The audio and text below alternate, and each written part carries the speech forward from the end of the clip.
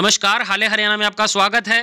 महेंद्रगढ़ के कनीना में हुए दर्दनाक स्कूल बस हादसे के बाद सरकार ने सभी स्कूल के वाहनों के निरीक्षण के निर्देश दिए, जिसके तहत प्रशासन द्वारा शुक्रवार को कई स्कूल के वाहनों का निरीक्षण किया गया, जिसमें से कुछ वाहन इंपाउंड भी किए गए। घरोंडा में शनिवार को खंड शिक्षा अधिकारी कार्यालय में स्कूलों के संचालकों के साथ प्रशासन की एक मीटिंग रखी गई, जिसमें प्रशासन द्वारा संचालकों को कई निर्देश दिए गए और अपने सभी वाहनों को पूर्ण रूप से दुरुस्त करने के लिए 2 दिन का समय दिया गया। क्या कुछ रहा पूरी मीटिंग में, आइए देखते हैं। डॉक्यूमेंट्स पूरे हैं, लेकिन जो उसके अंदर फायर एग्जीबिशन लगा हुआ है वो नहीं है तो पुराना है। वो आपकी तरफ से कमी नहीं है, ड्राइवर्स की तरफ से कमी है। दूसरा मेडिकल बॉक्स है। आप कभी स्कूल में मेडिकल बॉक्स रखते हैं, उसके अंदर एक्सपायरी डेट की कोई दवाइयां रखते हैं? बस के अंदर एक्सपायरी डेट की दवाइयां रखी हैं। यदि गलती से जो ड्राइवर होता है वो अनपढ़ होता है, ज्यादा पढ़ा लिखा नहीं होता, 10वीं पास है, अब वो किसी बच्चे ने मांग ली, उसको दे दी, गलत होगा। आप उनको कम से कम ना तो महीने 2 महीने में उसको खुद चेक करिए। एसडीएम साहब भी कल हमारे साथ है। हमारा प्रयास, हमारी परमपिता परमात्मा से विनती भी है कि हमारे ये हादसा हरियाणा में या कहीं भी दोबारा ना हो। उसी प्रयास के साथ हम आपके इस मीटिंग का आयोजन किया है। इसके अंदर छोटी छोटी बातें हैं हमारी, और आप वो पूरा कर भी रहे हैं, लेकिन उस बातों को जो आपके ड्राइवर्स हैं वो पालन नहीं कर रहे हैं। स्कूल प्रशासन की तरफ से कोई कमी नहीं है, सिर्फ ड्राइवर्स को पालना करवानी है। आंखों का किसी का कोई मेडिकल नहीं करवाते हैं। उनका साल में एक बार फ्री मेडिकल होता है, सिविल हॉस्पिटल में, सरकारी में आप करवाइए। उनका एक बार साल में मेडिकल करवाएं, आंखों का कम से कम। शारीरिक करा दें तो बेस्ट है, लेकिन आंखों का जरूर कराइए। दूसरा, कोई भी स्कूल संचालक मेरे को ये बता दे कि उसका ये तय करते हैं कि ये दारू पीता है कि नहीं पीता, शराब पीता है कि नहीं पीता। ये जो हादसा घटित हुआ है शराब पीने के कारण है, उस स्कूल प्रशासन को पता था। तो अपने ड्राइवर को, आपके पास बगैर शराब पीने वाले, नशा करने वाले भी बहुत ड्राइवर हैं। आप एक वैकेंसी निकालिए, आपके पास 200 ड्राइवर आ जाएंगे। आप उसको रख लीजिए, तनख्वाह उतनी देनी है, आपके पास सही ड्राइवर है, आपकी गाड़ी सही लेके जाएगा। तीसरा, स्कूल जो ये ड्राइवर और कंडक्टर आप रखते हैं, उसकी कोई यूनिफॉर्म नहीं होती। आप यूनिफॉर्म दीजिए, स्कूल की तरफ से दे दीजिए, नहीं आप उससे इसी शर्त पर लगाइए कि यूनिफॉर्म स्कूल की ये है और ये पहनेंगे आप।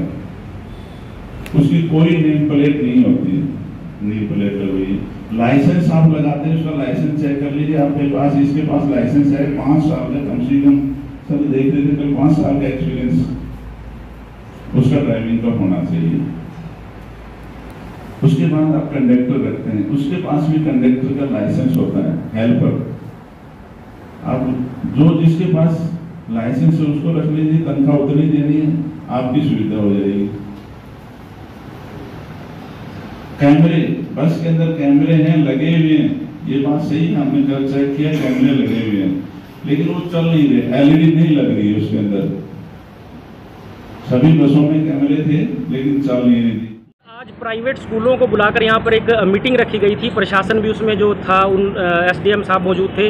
क्या कुछ रहा उस मीटिंग में, क्या दिशा निर्देश दिए गए आपकी तरफ से? आज की जो मीटिंग बनाने का जो उद्देश्य था हमारा, पूरे प्रशासन का केवल यही उद्देश्य था कि अभी जो कनीना में हादसा हुआ है, अपनी जो सुरक्षित वाहन पॉलिसी योजना है उसको इम्प्लीमेंटेशन के बारे में थी। और वो सारे के सारी जो गाइडलाइंस थी वो सभी जितने भी प्राचार्य महोदय या निर्देशक आए हुए थे सभी विद्यालयों के, उनके साथ साझा की गई और उनको जो है कुछ स्पेशल इंस्ट्रक्शंस दी गई, जो कि मंडे से स्टार्ट हो जाएंगे।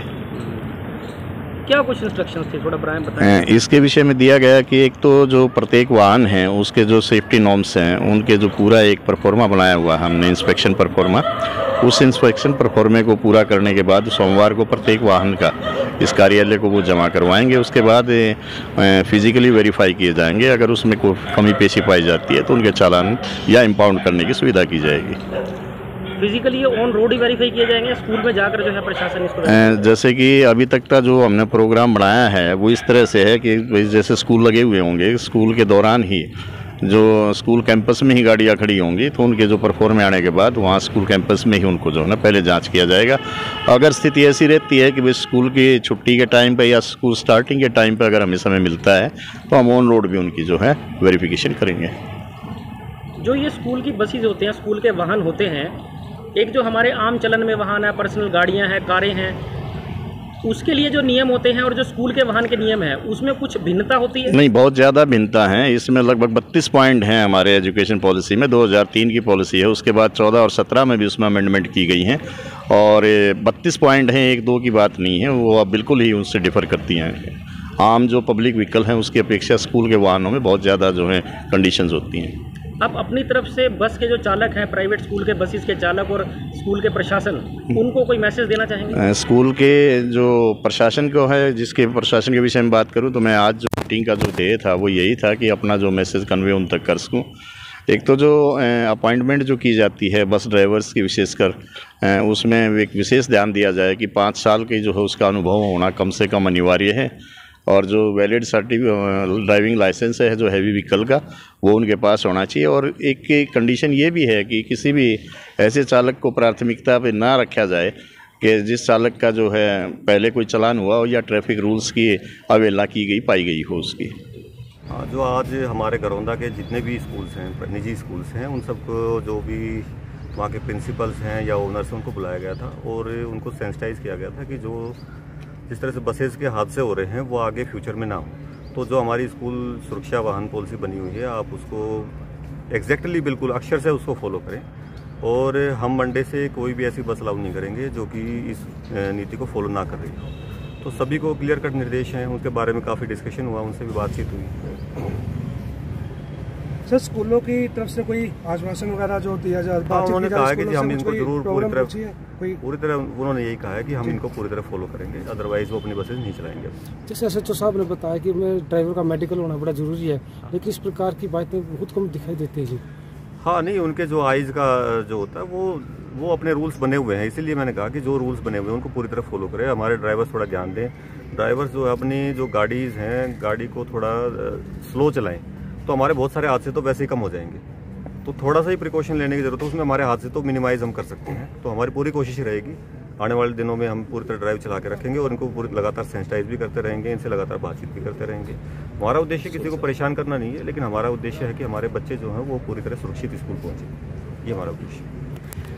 साथियों से, जो मेरे पत्रकार साथी हैं, हम लोग आपसे उम्मीद करते हैं कि आप लोग भी हमें इस काम में सहायता देंगे।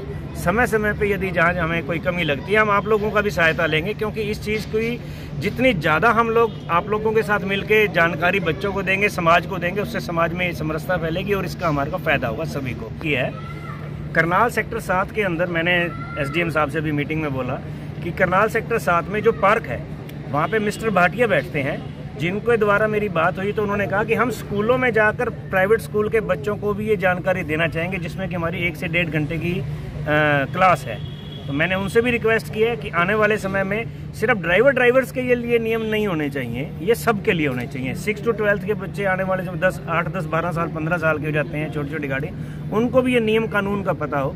तो उसके लिए भी उनसे रिक्वेस्ट की गई है और उन्होंने इस चीज़ का कहा है कि हम आने वाले समय में इसको भी आगे लागू करवाएंगे।